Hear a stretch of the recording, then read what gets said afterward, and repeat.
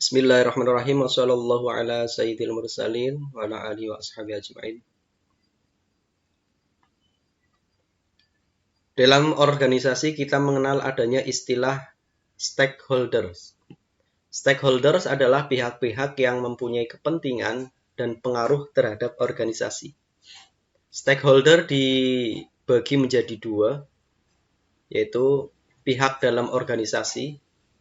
Contohnya adalah pemegang saham, manajemen, karyawan, dan lain-lain, dan pihak luar organisasi. Contohnya adalah serikat pekerja, pemasok, pelanggan, LSM, pemerintah, dan masyarakat. Kemudian ada teori tentang peta stakeholder dilihat dari predictability atau mudah tidaknya diduga, mudah tidaknya diprediksi stakeholder tersebut, dan dilihat dari power, kekuatannya stakeholders. Maka ada 4 kotak di sini, A, B, C, dan D. Yang pertama kotak A. Jika stakeholders itu mudah tidak diprediksinya tinggi, artinya stakeholder itu mudah diprediksi, tetapi kekuatannya rendah, maka akan yang terjadi organisasi tersebut sedikit masalah. Karena stakeholdernya bisa dikelola oleh manajemen, bisa diprediksi, dan stakeholdernya juga memiliki kekuatan yang rendah, maka organisasi akan mengalami sedikit masalah. Kemudian pada kotak yang B, jika stakeholdersnya tidak mudah diprediksi atau predictability-nya rendah, dan kekuatannya juga rendah, maka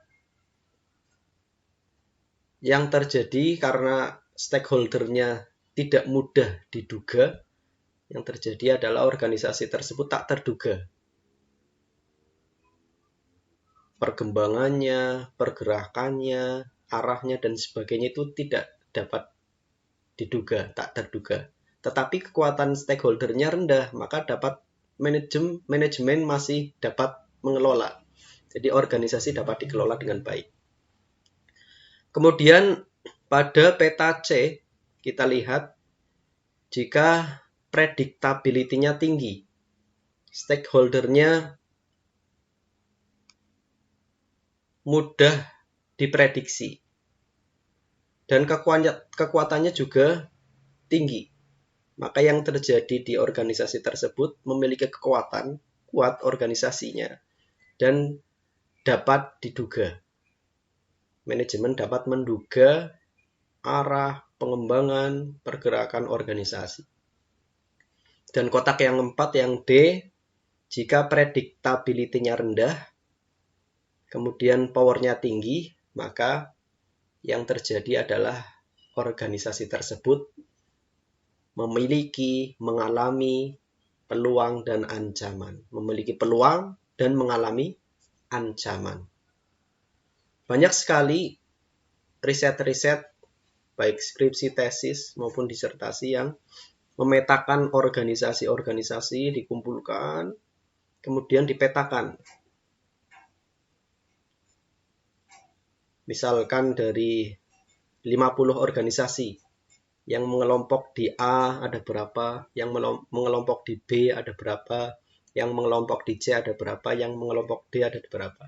Itu menjadi riset yang menarik. Penelitian yang menarik. Kemudian setelah selesai kita membahas tentang stakeholder, kita akan menerangkan tentang visi dan misi organisasi. Ini yang awal, yang pertama kali dalam sebuah organisasi, maka harus ada visi dan misi. Dan hal ini dipelajari dalam manajemen strategi. Pernyataan visi. Visi ini adalah what do we want to become? kita mau jadi apa.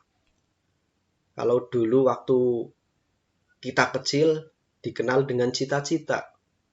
Mungkin waktu kita TK, waktu kita SD, apa cita-cita kita?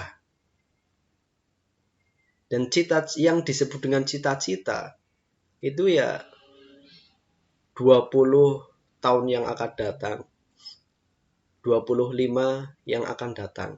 Itu yang dimaksud cita-cita pada waktu kita kecil. Tetapi terkadang ketika guru kita bertanya tentang cita-cita kita menjawab hanya sebagai formalitas. Cita-cita kamu mau menjadi apa? Saya mau menjadi dokter, mau menjadi ABRI, mau menjadi TNI, mau menjadi guru. Jarang sekali, sepertinya ada yang tahu mau menjadi dosen, itu jarang sekali. Tetapi ternyata cita-cita itu fakta, realita, nyata. Jadi dari kecil, anak yang visioner, itu dia akan tahu arahnya mau jadi apa, dan bekal apa yang dipersiapkan untuk mencapai cita-citanya. Jadi cita-cita bukan sekedar formalitas saja. Kalau anak yang cerdas itu seperti itu seharusnya. Bahkan kita juga baru sadar ternyata cita-cita itu adalah realita, ada. Dan sekarang kita itu menjadi apa? Seharusnya sudah dibekali dari kita kecil dulu, cita-cita. Begitu pula dengan organisasi. Visi organisasi itu ibaratnya adalah cita-cita kecil kita.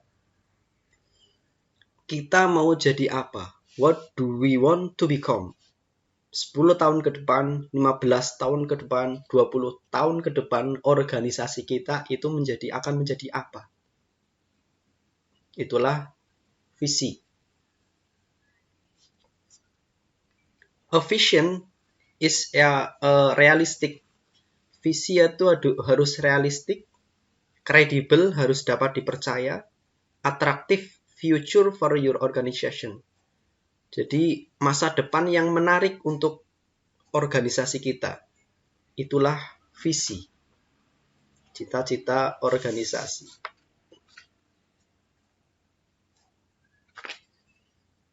Contoh cita-cita adalah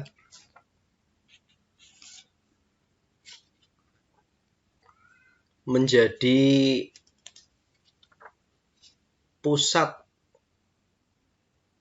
perbelanjaan nasional misalnya. Cita-cita. Jadi apa saja barang yang ada atau yang dibutuhkan dalam skala nasional ada dalam organisasi kita, misalnya seperti itu. Itu cita-cita, visi. Visi dalam 25 tahun yang akan datang, 30 tahun yang akan datang, dan sebagainya. Kemudian setelah menyusun visi, itulah pentingnya pemimpin yang visioner. Pemimpin yang mau menjadikan organisasi yang dipimpinnya menjadi apa. Setelah visi ada yang disebut dengan misi, pernyataan misi. Dalam organisasi kita akan mengenal dua istilah selain misi ya. Selain misi yang mirip dengan misi ada bisnis, ada misi. What is your business? What is your mission? Jadi dalam hal ini kita harus hati-hati mendefinisikan antara misi dan bisnis. Kalau di bisnis misalnya membuat lipstick, membuat kosmetik, bisnis kecantikan, dan sebagainya. Tetapi kalau misi, what is our mission? Adalah sebuah reason, eksistensi. Untuk apa kita ada? Itulah misi. Reason, eksistensi. Misalnya kalau di departemen itu serupa dengan tugas. Komponen di dalam misi yang baik itu setidaknya mencakup beberapa hal, yaitu pelanggan, produk atau jasa, pasar, teknologi, survival, pertumbuhan, profitabilitas, filosofi, konsep diri, public image, karyawan.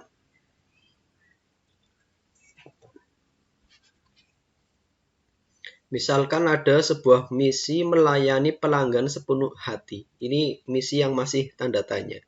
Atau menyediakan produk berkualitas tinggi. Ini juga masih tanda tanya. Seharusnya produk bisa diganti dengan obat misalnya. Menyediakan obat yang berkualitas tinggi.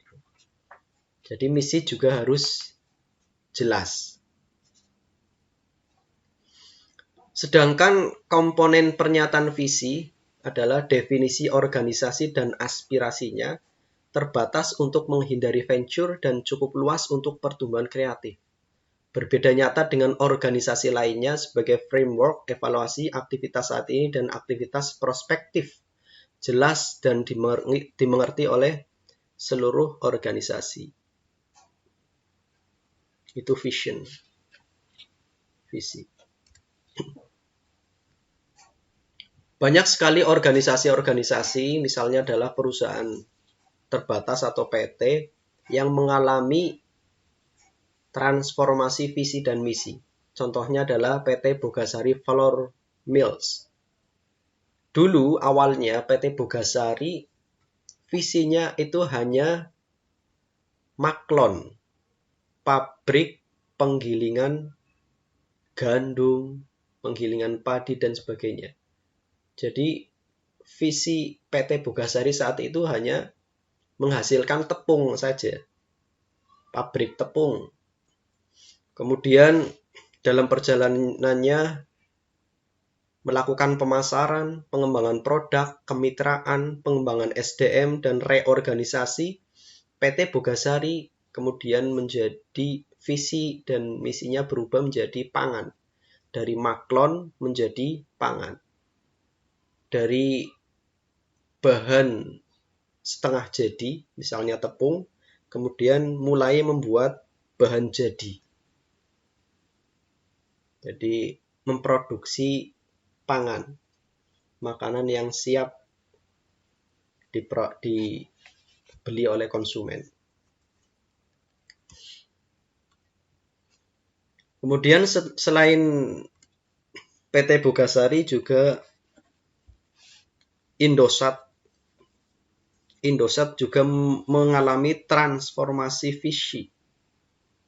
vision statement dari international karir menjadi full network and service provider. Contoh lain adalah Telkom. Dulu Telkom itu hanya melayani telepon kabel, teknologi regulasi kompetensi. Dari POTS menjadi PMVS. Jadi Telkom juga merambah ke wireless, kemudian ke kuota, yang disebut dengan, jadi ada Telkom itu ada yang simpati, ada Telkom.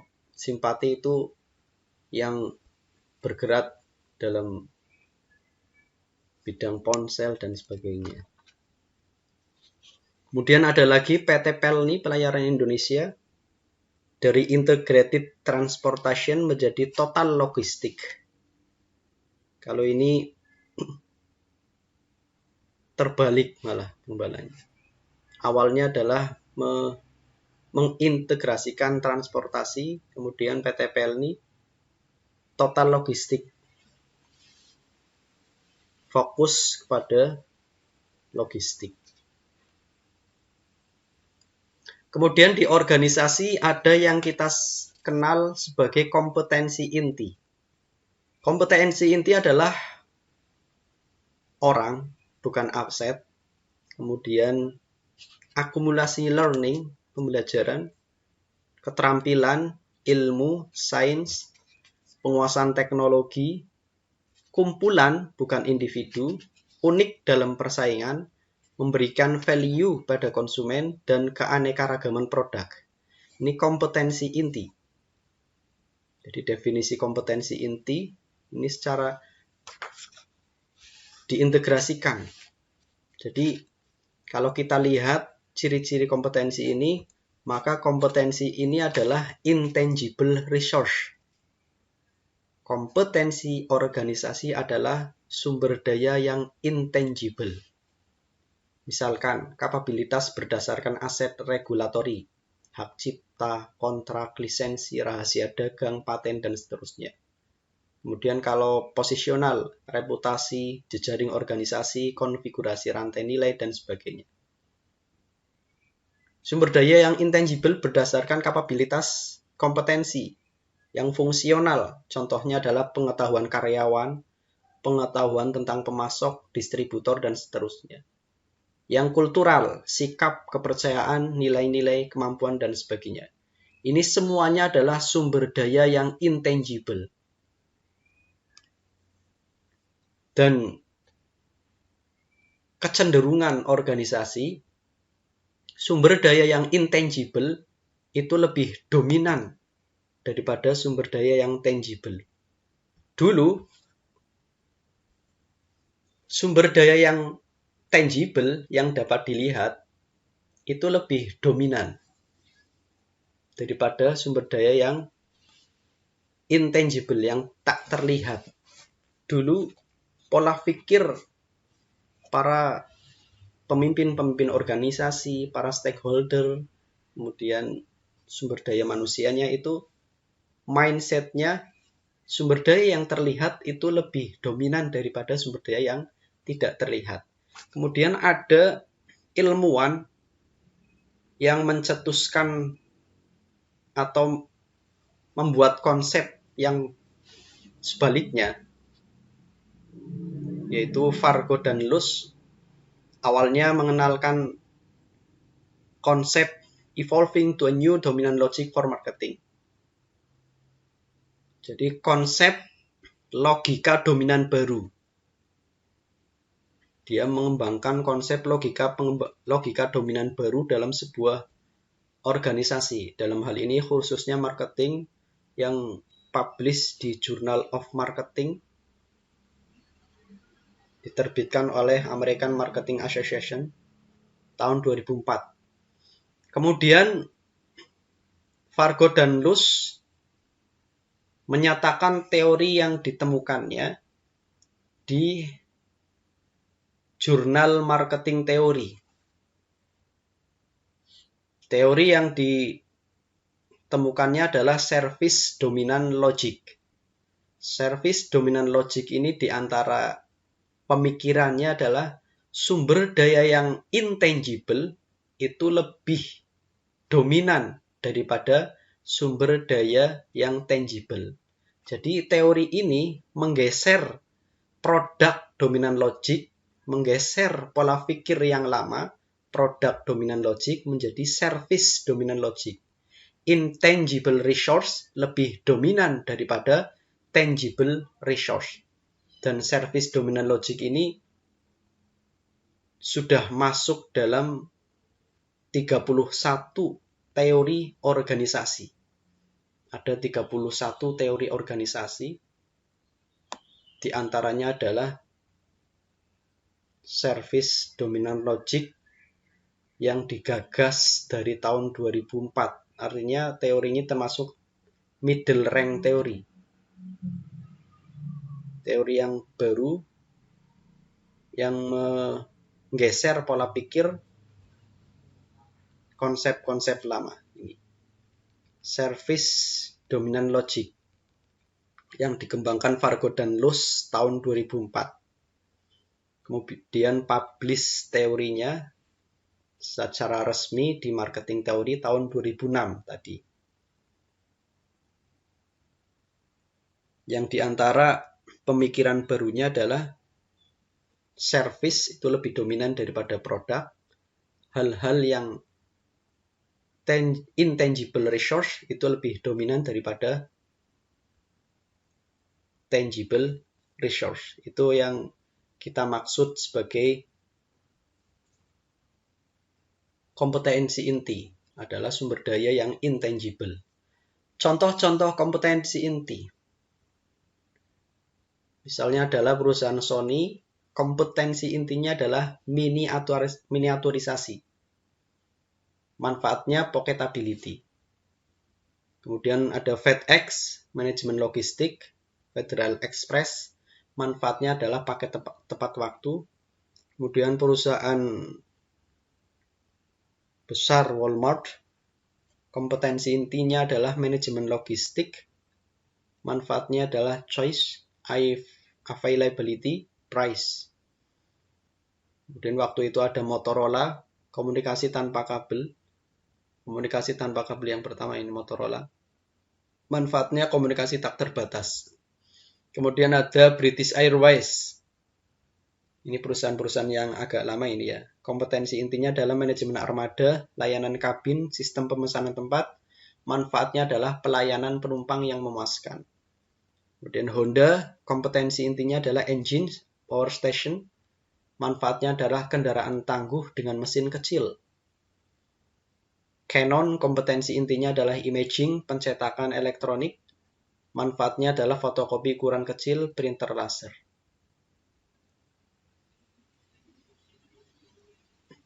Itu contoh-contoh kompetensi inti dan manfaat. Kemudian ada kompetensi inti, produk inti, dan produk akhir.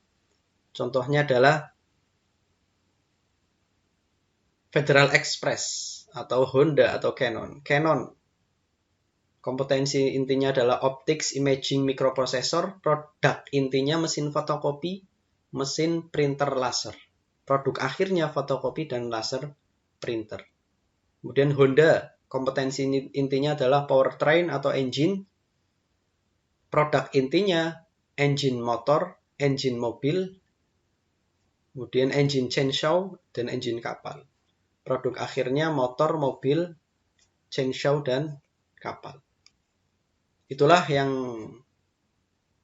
dapat kita bahas pada hari ini. Alhamdulillahirabbil alamin.